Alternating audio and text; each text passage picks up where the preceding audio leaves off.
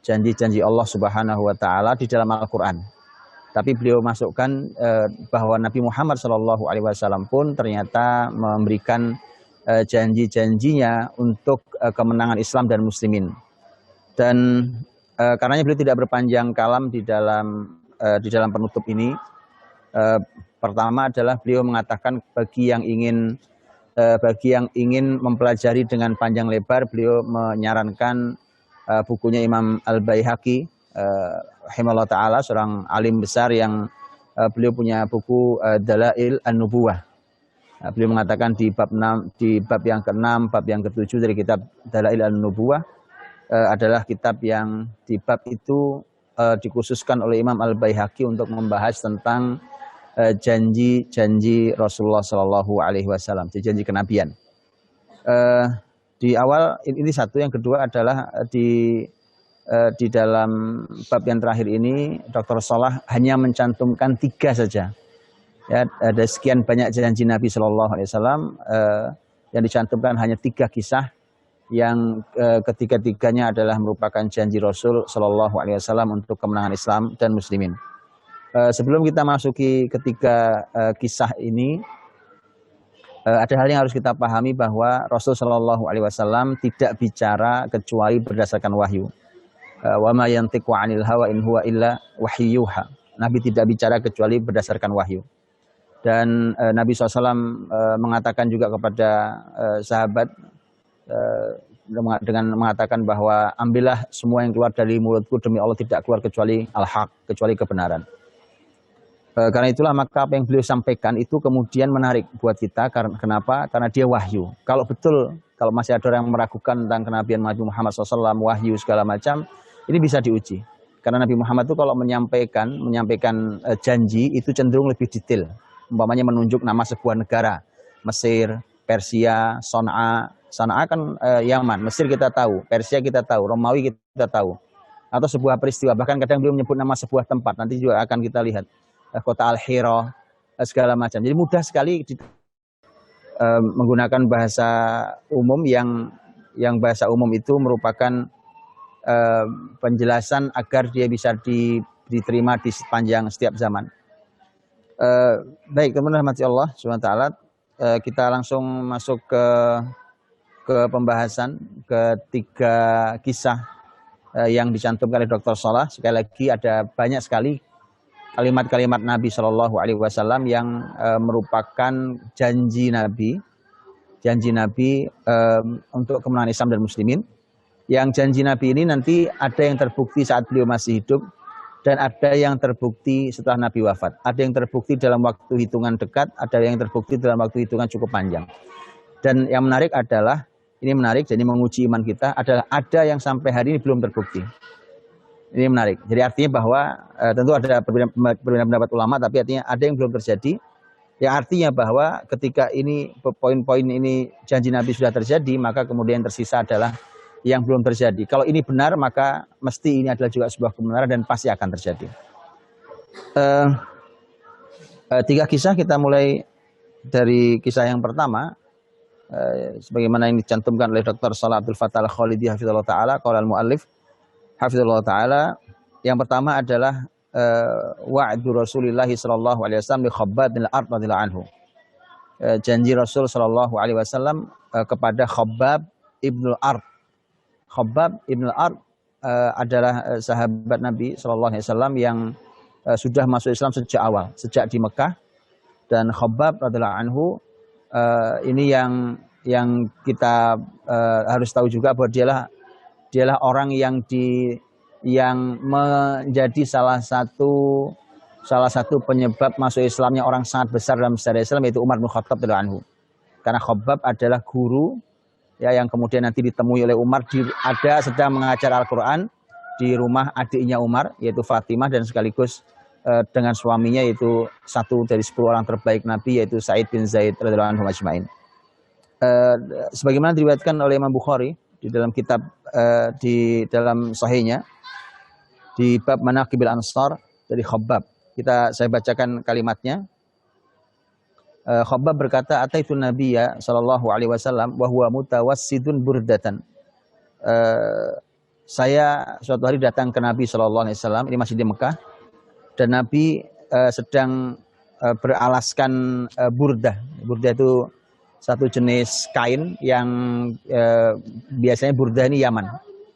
Wa huwa fi dhillil Ka'bah, dan Nabi Shallallahu Alaihi Wasallam itu duduk di bawah naungan Ka'bah. Jadi ada bayang-bayang Ka'bah karena matahari, maka Nabi duduk situ untuk supaya tidak terlalu terik.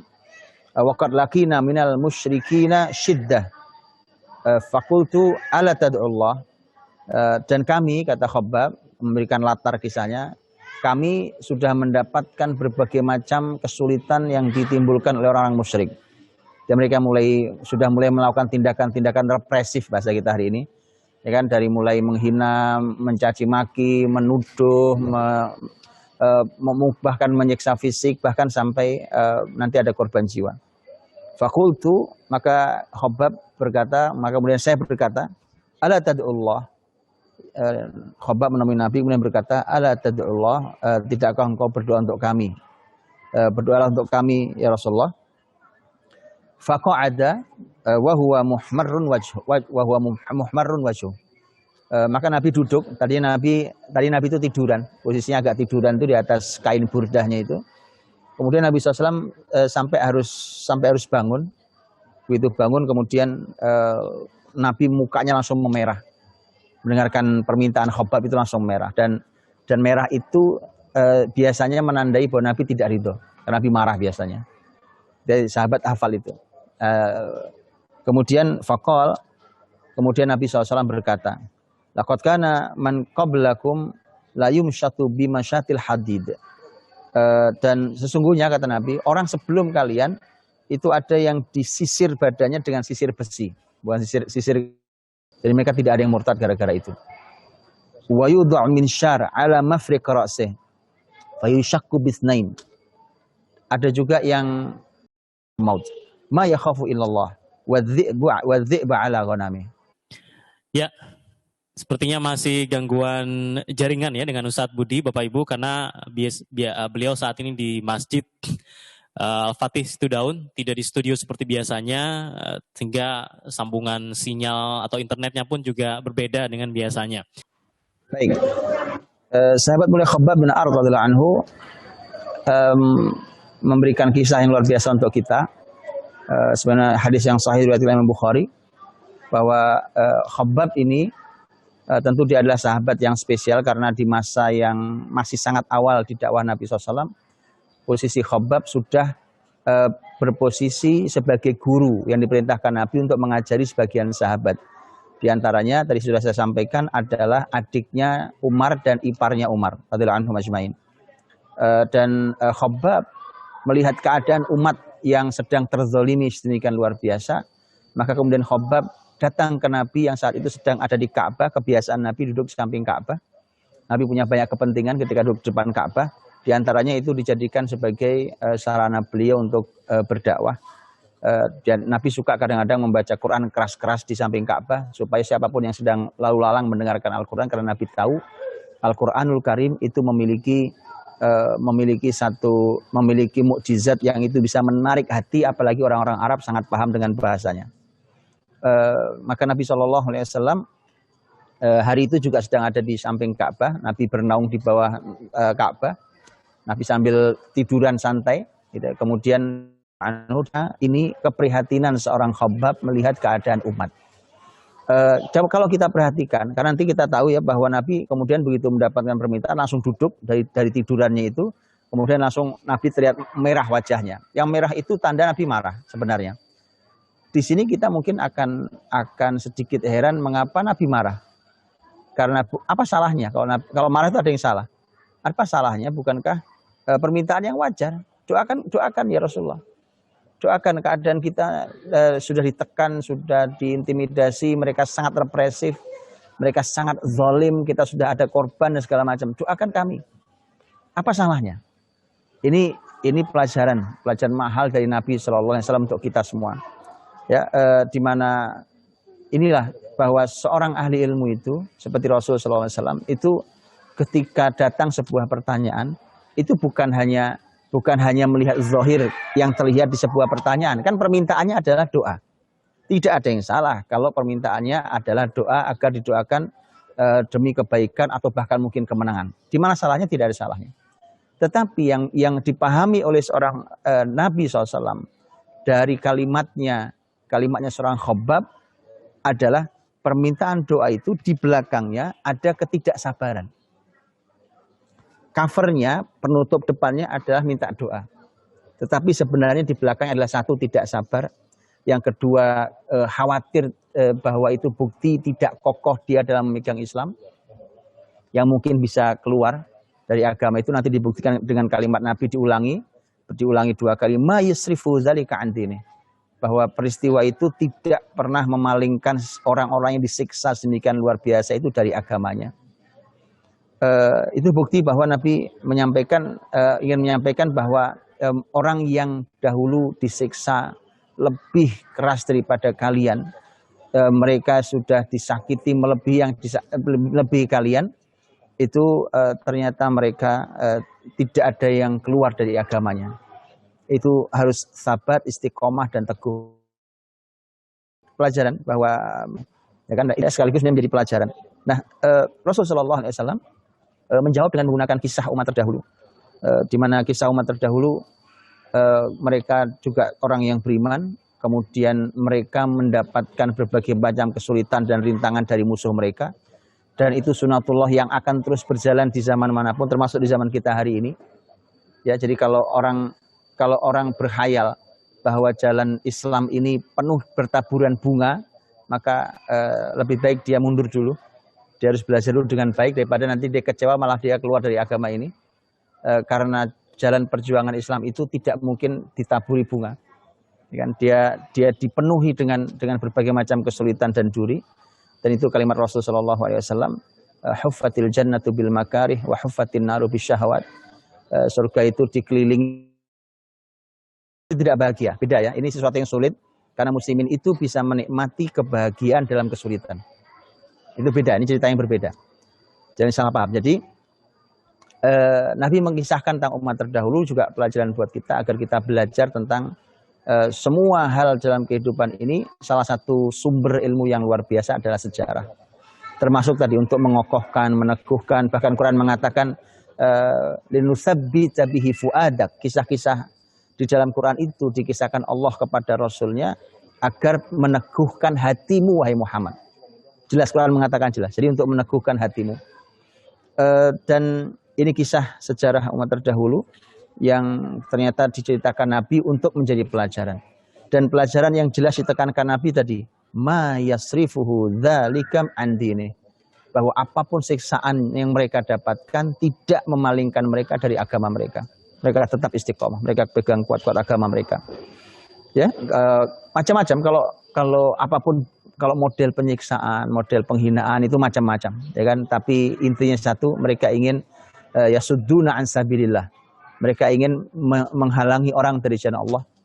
Mereka ingin mengusir orang dari jalan Allah, dan bagaimana caranya orang lari dari agama Allah Subhanahu wa taala. Oke, setelah itu kemudian Nabi SAW memberikan janji. Ini bagus banget. Ya, setelah dijelaskan, oke ya, sabar ya, umat terdahulu begini, mereka tetap teguh dan kokoh, ya artinya, kalau kita lanjutkan, artinya bahwa kamu juga harus teguh, dan siksaan yang kalian dapatkan tidak seberat yang kalian dengarkan tadi kisahnya. Ya, itu pelajaran. Selain untuk meringankan, menghibur, bahwa ternyata kita ini alhamdulillah nggak seberat keadaan itu, kemudian Nabi memberikan janji. Ini bagus, bahwa janji itu menggembirakan, membahagiakan. Makanya saudara dirahmati Allah, ini saya sampaikan sejak episode pertama ya. Saya sudah sampaikan di Muqaddimah bahwa bahkan buku ini kenapa saya pilih, karena supaya memberi kabar gembira. Sesuatu yang akan terjadi dan itu baik dan indah, kemenangan, maka itu akan membahagiakan muslim. Ya, maka muslim itu jangan hanya ditakut-takuti ya atas nama ilmu seperti yang sudah saya sampaikan, tapi beri mereka kabar gembira. Dalam keadaan sangat sulit dakwah di Mekah itu, Nabi memberikan kabar gembira kepada Khabbab radhiyallahu anhu. Apa kabar gembiranya? Menarik kabar gembiranya. Kabar gembiranya jauh sekali ke negeri Yaman. Kabar gembiranya adalah la yutimmannallahu hadzal amr Allah akan menyempurnakan urusan ini, artinya agama ini. Jadi agama ini kata Nabi, ini kan belum selesai, masih perjalanan, baru mulai. Oke, ini ada finishnya. Ini akan ada selesai, tapi Allah pasti akan menyempurnakan sampai di finish dengan cara sangat baik. Dia akan selesai. Jadi pasti akan Allah sempurnakan agama ini. Nah, nanti hasilnya hatta yasirar raqibu min San'a ila Hadramaut ma yakhafu ilallah wa dhiba ala ghanami. Sampai nanti seorang pengendara, ya, seorang diri pengendara itu dia berjalan dengan kendaraannya itu, ya, dia naik kendaraannya dari San'a itu Yaman bagian utara, ke arah Hadramaut. Hadramaut itu Yaman bagian selatan. Kita tahu itu jarak yang jauh, apalagi ditempuh hanya dengan menggunakan unta. Dan tidak ada yang ditakuti. Yang ditakuti hanya Allah SWT. Orang itu hanya takut pada Allah SWT. Dan kemudian adz-dzi'ba ala ghanami, paling kalau dia bawa kambing, maka dia takut kambingnya diterkam sama serigala. Cuma itu saja. Tetapi keadaan sangat aman sehingga dia sendirian pun tidak masalah. Keadaan yang tidak aman. Kenapa? Karena di sepanjang Jazirah Arab itu suku-suku itu bertebaran dan mereka seringkali melakukan tindak kriminalitas, kejahatan berupa perampokan. Asal ada rombongan dagang, itu mereka berhentikan, mereka bisa rampok. Itulah kenapa rombongan dagang itu mereka tidak jalan sendiri-sendiri, tapi mereka jalan berombongan dagang. Kemudian mereka biasanya membawa ya sedikit alat perang untuk mempertahankan diri kalau ada apa-apa di jalan. Maka itu dalam rangka mengamankan perjalanan dagang mereka. Tapi kata Nabi SAW, akan ada satu hari ketika Allah sudah menyempurnakan agamanya ini, maka keamanan luar biasa. Maka teman-teman dirahmati Allah, ini yang perlu diperhatikan tuh. Keamanan itu hal yang sangat mahal, itu satu. Paling mahal dalam kehidupan kita, keamanan itu mahal. Ya, kita tidak akan bisa berkarya, kita tidak akan bisa bekerja, kita tidak akan bisa melakukan kebaikan-kebaikan kalau keadaan tidak aman. Betul ya? Kalau orang dihantui rasa takut. Sekarang saja nih, ya, dengan pandemi penyakit saja orang dihantui rasa takut, itu sudah tidak aman suasananya. Apalagi la qadarullah kalau ada pencurian, perampokan, nyawa, perang tidak nyaman, dan fitrahnya manusia ini memerlukan keamanan. Makanya indah sekali ketika surat Quraisy Allah Subhanahu wa taala memberikan kepada kita pelajaran tentang dua kebutuhan manusia yang sangat penting. Sampai gara-gara dua ini Allah kasih, Allah minta gantinya, sekarang kamu ibadah sama saya. Nah, gitu ya, falya'budu rabb hadzal bait. Maka beribadahlah kepada Rabb yang punya Ka'bah ini. Alladzi at'amahum min ju', yang telah menghilangkan rasa laparmu dengan memberi makan. Wa amanahum min khauf, dan menghilangkan rasa takutmu dengan memberi rasa aman. Ada dua tuh, satu makan, dua aman. Jadi yang akan sangat jadi masalah kalau masyarakat itu lapar dan takut. Maka dua hal ini dua hal yang luar biasa, yaitu makan dan rasa aman. Maka dua hal ini saya dirahmati Allah, mestinya ini jadi perhatian siapapun yang jadi pemimpin. Tapi ini tidak akan bisa. Tidak akan bisa sampai Islam ini sempurna. Sempurna di masyarakat, negeri yang sangat aman. Sampai Nabi menyampaikan bahwa seseorang berjalan dari San'a sampai ke Hadramaut sendirian dan tidak takut kecuali hanya Allah Subhanahu wa taala. Nah, saya rahmati Allah Subhanahu wa taala, ini kan kalimat Nabi ya, kalimat Nabi tentang bahwa orang berjalan dari San'a, kota San'a ke kota Hadramaut. Kan? Berjalan sejauh itu sendirian dan kemudian tidak takut. Itu ternyata proses yang luar biasa. Proses yang panjang untuk membuat Yaman menjadi aman.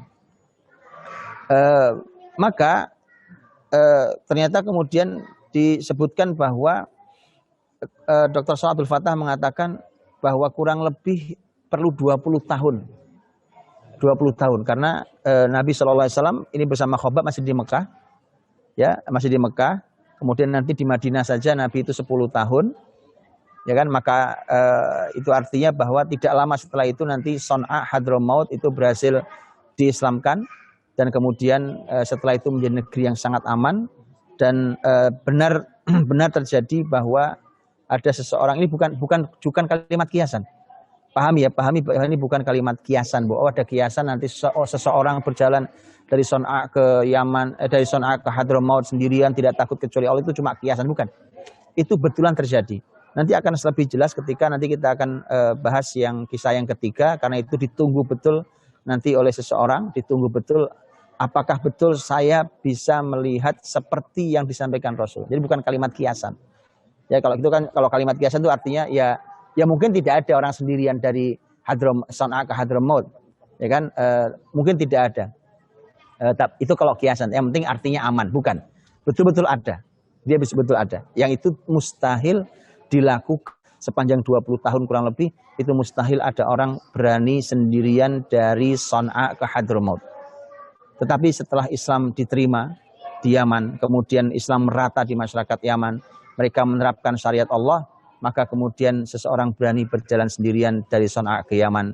Maka salah satu yang disumbangkan sangat mahal oleh syariat Islam kalau dia diterapkan adalah rasa aman.